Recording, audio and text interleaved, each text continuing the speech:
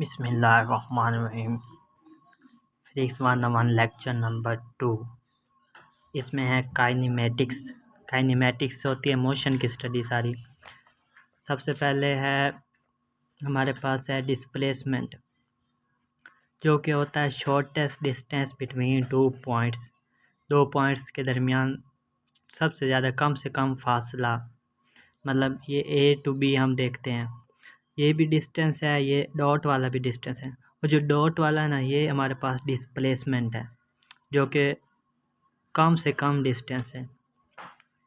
अब इसका जो यूनिट होता है वो होता है डिस्प्लेसमेंट का मीटर। वो और ये इसका फार्मूला आपने याद रखना, distance is equal to v ज़रब टी। वी जो कि हमारे पास स्पीड है और टी टाइम है। वैसे स्पीड आपको पता होता है डिस्टेंस ओवर टाइम के बराबर होती है। डिस्टेंस ओवर टाइम, डिस्टेंस हमने मालूम करना तो स्पीड से टाइम जाके ज़रब हो जाएगा। और इसकी डायमेंशन होती है, वो लेंथ होती है एल। उसके बाद ये एक वेक्टर क्वांटिटी है। वेक्टर क्वांटिटी आप आगे जाके पढ़ेंगे अब इसी टॉपिक में। उसके बाद डिस्प्लेसमेंट हो जाता है, पॉजिटिव भी होता है नेगेटिव भी होता है।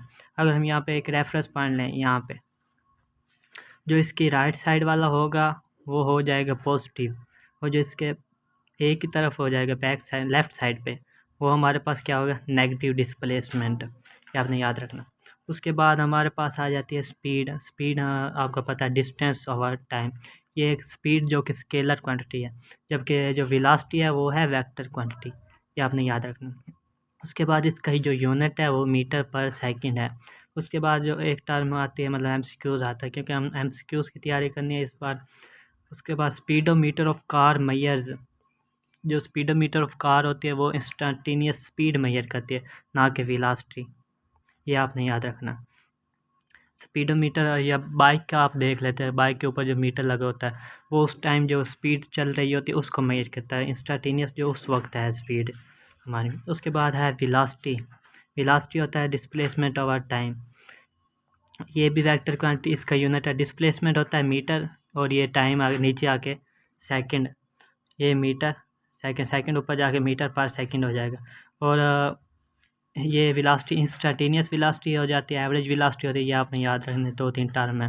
इंस्टेंटेनियस वेलोसिटी जो उस टाइम उस इंस्टेंट पर है, इंस्टेंट ऑफ टाइम पर जो है ना वेलोसिटी, उसको हम कहते हैं इंस्टेंटेनियस वेलोसिटी। एवरेज जब जो टोटल होती है, total displacement over total time taken, उसको हम कहते हैं एवरेज वेलोसिटी। जबकि इंस्टेंटेनियस जो उस पार्टिकुलर टाइम पर है वो उसको कहते हैं इंस्टेंटेनियस वेलोसिटी।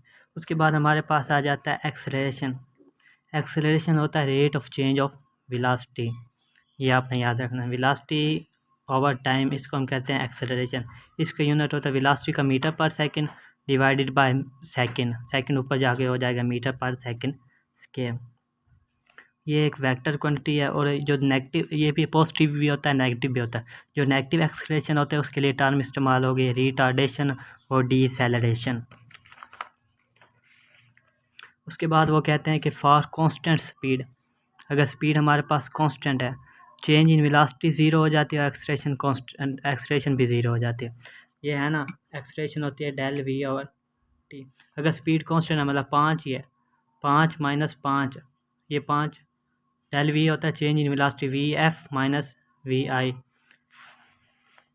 ये आप देखें ना, v f minus v i, final minus initial. Final भी 5 है कांस्टेंट जो है, और इनिशियल भी 5 है। 5 माइनस 5 हमारे पास 0 आ जाएगा, 0 ओवर टी। जवाब हमारे पास एक्सप्रेशन 0 हो जाएगा। ये आपने याद रखना। उसके बाद है for body movement velocity which linearly increases with time. उसकी एक्सप्रेशन कांस्टेंट होती है, जिसकी जो वेलोसिटी है ना, अगर 10 है, 10 सेकंड पे 10 है, 20 पे हमारे पास जो 20 टाइम है उस पर 20 है, 40 पे 40 है। ये देख सकते हैं आप। इसमें हमारे पास 10/10 आ जाएगा, 20/20, 40/40। जवाब फिर भी वही एक ही आता है, 1 मीटर पर सेकंड के। एक्सलेरेशन कांस्टेंट रहती है, जो कि जिसकी स्पीड जो होती है लीनियरली इंक्रीज होती है टाइम के साथ। इसके बाद है एक MCQs. The value of ratio of displacement to distance is.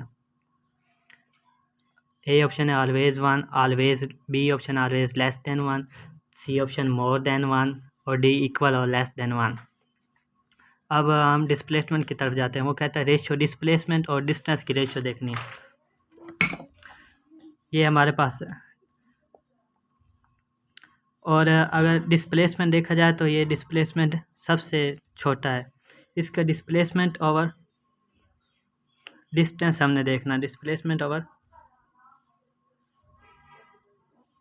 अब या तो एक भी हो सकती है, अगर जो डिस्टेंस है वो इसके साथ मैच कर जाए, अगर सीधा बॉडी जा रही है इसके ऊपर मैच कर जाए डिस्प्लेसमेंट के साथ, वो एक के बराबर आ जाएगा। जितना डिस्प्लेसमेंट है उतना ही डिस्टेंस है, नहीं तो हमेशा डिस्टेंस जो होता है वो ज़्यादा होता है, इसलिए वो हमेशा ये वाली ज़्यादा हो जाएगी, ऊपर वाली कम है, तो फिर वो ज़ीरो से एक से मतलब कम जवाब आ जाएगा। इसका फिर जवाब हुआ इक्वल और लेस देन 1। उसके बाद वो कहता है पैराट्रूपर जो पैराशूट के से नीचे आ जाते हैं, मूव डाउन विद किस तरह आते हैं, वो आपने याद रखना कि वो कांस्टेंट एक्सेलरेशन के साथ नीचे आते हैं। ये एमसीक्यू है कुछ। उसके बाद हमारे पास आ जाता है वेक्टर क्वांटिटीज़, ये बहुत इंपॉर्टेंट है मतलब।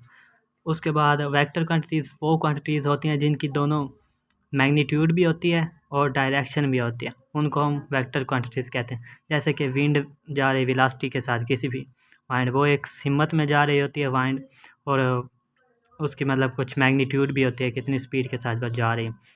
जो स्पीड होती है ना वो वेलोसिटी की मैग्नीट्यूड होती है, ये आपने याद रखना। उसके बाद इसको रिप्रेजेंट कैसे करते हैं, एक सिंबल लेते हैं ए या कोई भी ले लेते हैं वेक्टर की, उसके ऊपर एक line segment with an arrow head, ये हम शो करते हैं। उसके बाद अगर किताबों में देखा जाए तो वो बोर्ड लेटर लिखा होता है, बोर्ड सीधा बोर्ड फेस लेटर के साथ हम शो करते हैं।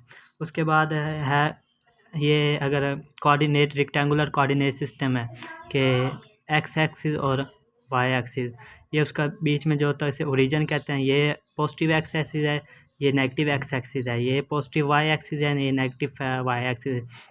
ये फर्स्ट क्वाड्रेंट है, ये सेकंड, ये थर्ड, ये फोर्थ।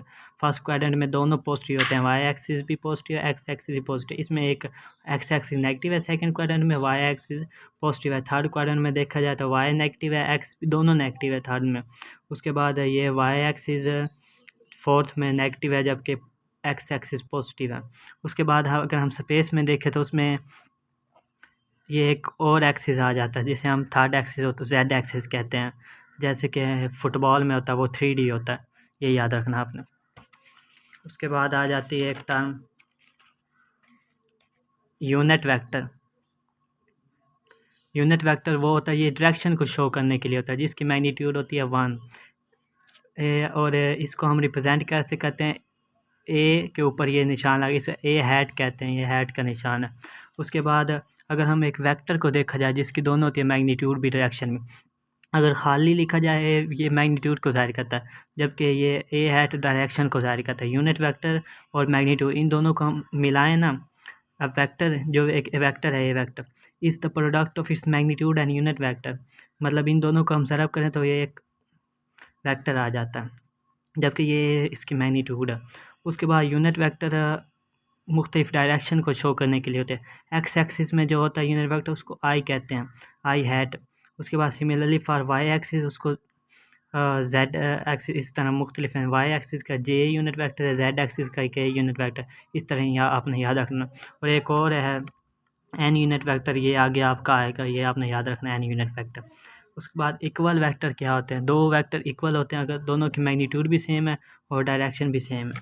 ये एक वेक्टर जा रहा है, ये एक है, दोनों की मैग्नीट्यूड डायरेक्शन सेम है तो समझो वो इक्वल वेक्टर है, अदरवाइज अगर डायरेक्शन मुख्तलिफ है वो इक्वल नहीं है। उसके बाद हमारे पास आ जाता है एडिशन ऑफ वेक्टर। वेक्टर को किस तरह ऐड करते हैं, graphically vector are headed head to tail rule, head to tail rule के साथ। ये हम ये ए वेक्टर, ये बी वेक्टर, इन दोनों को हम ऐड कर रहे हैं। जो ये ए वेक्टर है इसका ये हेड है, ये टेल है। ये बी वेक्टर इसका ये टेल है, ये हेड है। अब इन दोनों को ऐड इस तरह करेंगे कि इन दोनों को, इसकी जो ए की हेड है ना इसको बी की टेल के साथ मिला देंगे।